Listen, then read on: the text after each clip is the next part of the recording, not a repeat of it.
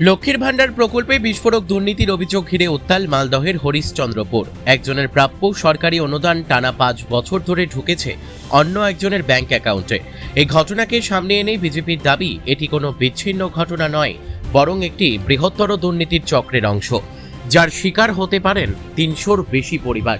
ঘটনার কেন্দ্রবিন্দুতে মালদহের হরিশ্চন্দ্রপুর থানা এলাকার সোনাকুল গ্রামের বাসিন্দা নুন নাহার। 2020 সালে লক্ষ্মীর ভান্ডারের জন্য আবেদন করেছিলেন তিনি, কিন্তু অভিযোগ আজ পর্যন্ত নিজের অ্যাকাউন্টে 1 টাকাও পাননি। অথচ নথি ও ব্যাংক স্টেটমেন্ট বলছে তার নামে বরাদ্দ হওয়া সরকারি অর্থ 2021 সাল থেকে 2026 সাল পর্যন্ত নিয়মিত জমা পড়েছে গ্রামেরই এক প্রাইভেট টিউটর গোলাম মর্তুজার অ্যাকাউন্টে। সবচেয়ে বড় প্রশ্ন, টানা 5 বছর ধরে অন্যের টাকা নিজের অ্যাকাউন্টে ঢুকলেও তিনি কিভাবে কিছুই জানলেন না, নাকি এর পেছনে রয়েছে আরো বড় কোনো রহস্য? অন্যদিকে নুন নাহারের দাবি, তিনি বারবার দুয়ারে সরকার শিবিরে গিয়ে অভিযোগ জানিয়েছেন, কিন্তু বছরের পর বছর কেটে গেলেও মেলেনি কোনো সমাধান। ফলে সরকারি প্রকল্পের সুবিধা থেকে বঞ্চিত হয়েছেন তিনি। বিজেপি নেতা ওমপ্রকাশ ঘোষের দাবি, শুধু লক্ষ্মীর ভান্ডার নয়, গাছ লাগানো প্রকল্প, ইন্দিরা আবাস যোজনা সহ একাধিক সরকারি প্রকল্পে দুর্নীতির পাহাড় জমেছে। তার কথায় এটা শুধু শুরু, আগামী দিনে আরো বড় বড় কেলেঙ্কারির পর্দাফাশ হবে। এদিকে ঘটনায় চাঞ্চল্য বাড়িয়ে দিয়েছেন হরিশ্চন্দ্রপুরের বর্তমান তৃণমূল বিধায়ক মতিবুর রহমান। তিনি স্পষ্ট জানিয়েছেন, এ ধরনের অন্যায় কোনোভাবেই মেনে নেওয়া হবে না। তদন্ত করে দোষীদের বিরুদ্ধে কঠোর ব্যবস্থা নিতে হবে। শুধু তাই নয়, তার ইঙ্গিত আরো তাৎপর্যপূর্ণ। তিনি আশঙ্কা প্রকাশ করেছেন, এই ঘটনার সঙ্গে স্থানীয় প্রশাসনের কিছু অংশ এবং পূর্বতন এমএলএ তাজমুল হোসেন ঘনিষ্ঠ মহলেরও হরিশ্চন্দ্রপুর ভিডিওর যোগ থাকতে পারে। ফলে রাজনৈতিক চাপানোতর আরো তীব্র হয়েছে। এখন হরিশ্চন্দ্রপুর জুড়ে একটাই প্রশ্ন ঘুরছে, এটি কি শুধুই প্রশাসনিক গাফিলতি, নাকি সরকারি প্রকল্পের টাকা লুটের সুসংগঠিত চক্র? তদন্তের দাবিতে সরব বিরোধীরা। আর সাধারণ মানুষের মনে বাড়ছে উদ্বেগ, তাদের প্রাপ্য সরকারি অনুদান আদৌ সঠিক হাতে পৌঁছচ্ছে তো? আপনি কি লক্ষ্মী ভান্ডারের টাকা পান? না, টাকা পাইনি। জমা করেছি কাগজপত্র, ওটা টাকা পাইনি। কবে জমা করেছিলেন? অনেকদিন হ্যাঁ জমা করা তো 2020 সালে জমা করেছিলেন? হ্যাঁ।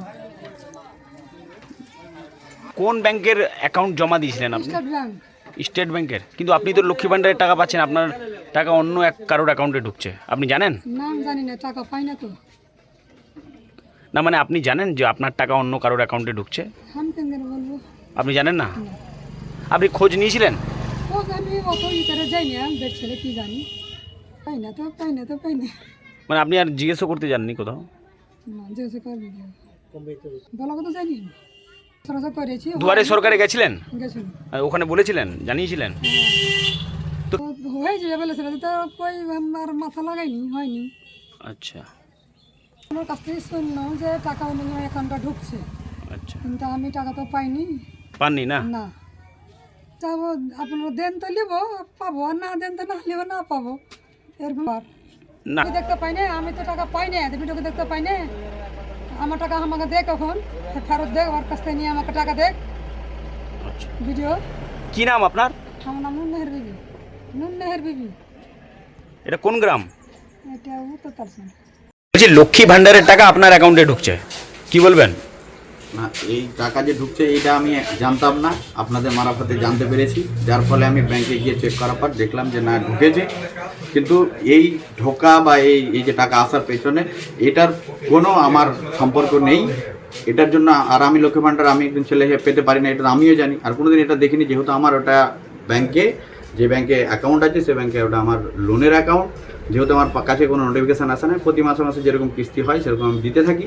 এবং আজকেই তো আপনি বুঝতে পারেননি এতদিন ধরে যে আপনার 5 বছর ধরে লক্ষ্মী ভান্ডারের টাকা ঢুকছে, আপনি বুঝতে পারেননি? না, আমি বুঝতে পারিনি। আজকেই প্রথম যখন আমার কাছে আসলেন আপনারা, তখন জানতে পারলাম যে না আমার এরকম হয়েছে। তারপর আমি তুরন্ত যাই ব্যাংকে যাওয়ার পরে আমি দেখতে পাই যে না সত্যি সত্যি এটা হয়েছে। কিন্তু এই টাকা আমার কোনো রকমের দরকার নেই, যদি প্রশাসনের যেহেতু টাকা বা সরকার দিয়েছে ওর টাকা আমি দিয়ে দেবো। আমি ছোট্টখাটো একটা টিউশন পড়িয়ে আমার জীবিকা নির্বাহ করি, ঠিক। টাকাটা 24 ঘন্টার মধ্যে, যেহেতু সরকারের টাকা, আমি সরকারের টাকা রিটার্ন দিয়ে দেবো। এই টাকা আমার লাগবে না, যেহেতু আমার এই টাকা প্রাপ্য না, আর আমার লাগবেও না।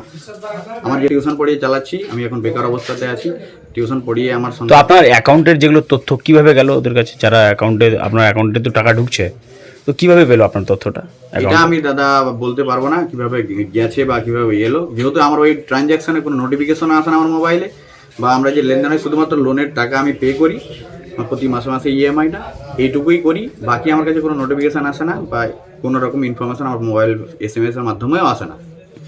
এতদিন থেকে ব্যাংক আমাকে কোনোভাবে ইনফর্মও করেনি যে না আপনার অ্যাকাউন্টে এরকম টাকা ঢুকছে।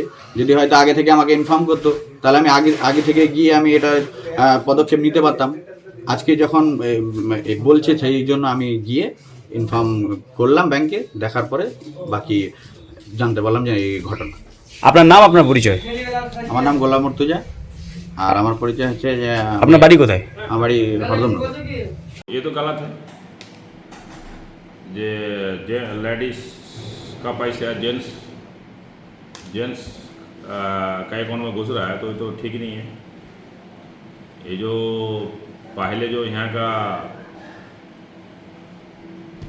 वीडियो था, जो भी था मेरे को आइडिया नहीं है, जो भी यहाँ MLA था, ये लोग का मिला भगत है, सब मिल की करा है। मेरा हिसाब से ये लोग मिलजुल की करा है। तो दुर्नीति हुआ है? तो दुर्नीति हुआ तभी तो आप बोल रहा है, दुर्नीति नहीं होता तो लेडीज़ का पैसा जेंट्स का खाते में गुजरे तो दुर्नीति तो हुआ है। तो ये सरकार का गलती नहीं है, ये सरकार का गलती नहीं है। सरकार का गलती ये होता है सरकार का यहाँ का इसलिए MLA करा है, यहाँ का MLA, यहाँ का BDO, यहाँ का जो भी आपका जो भी यहाँ का आदमी है वो लोग का जिम्मेदारी था। TMC का अमल में ही तो हुआ है ऐसा।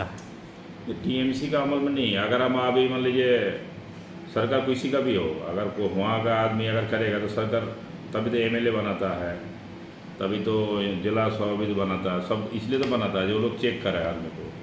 MLA अगर MLA का एरिया में करेगा तो इसमें सरकार का कोई लेना देना नहीं है, ये MLA का गलती है। और MLA ने मिलजुल कर कराया होगा, मेरा हिसाब से यही लगता है।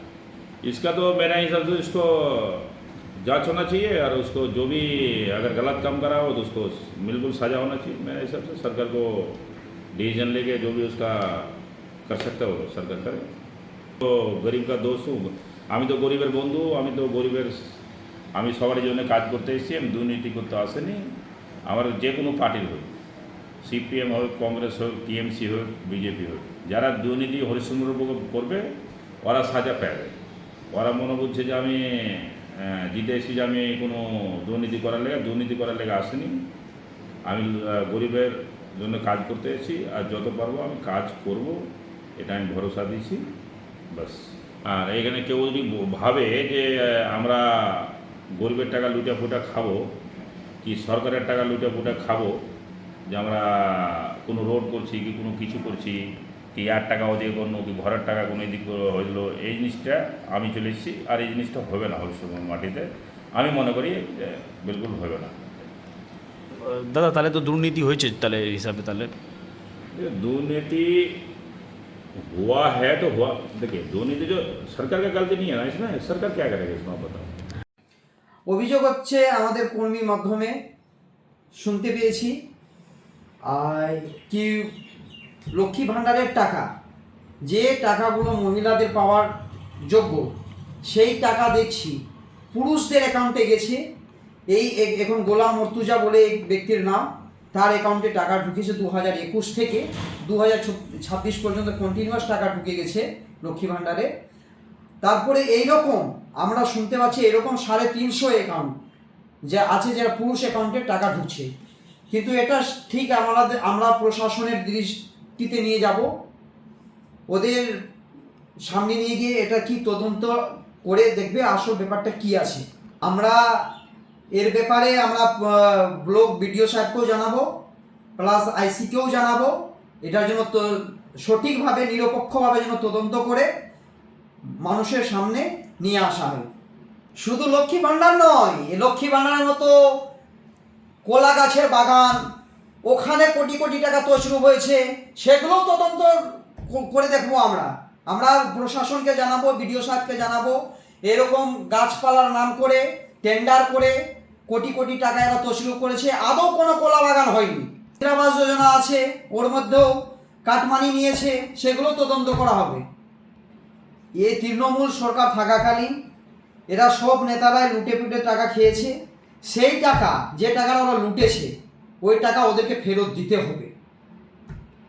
এখন তো ছোট ছোট মাছ বেরোচ্ছে, পুঁটি মাছগুলো হচ্ছে, আর কত সামনে দেখতে যান, কিছুদিন যেতে দেন, তারপর দেখেন কত কত রাঘব বোয়ালের মতো কত দুর্নীতি হয়েছে আপনারা দেখতে পাবেন, সব উঠে আসবে। আমার নাম ওম প্রকাশ ঘোষ। মালদা থেকে পরিতোষ সরকারের রিপোর্ট, কুলিক নিউজ।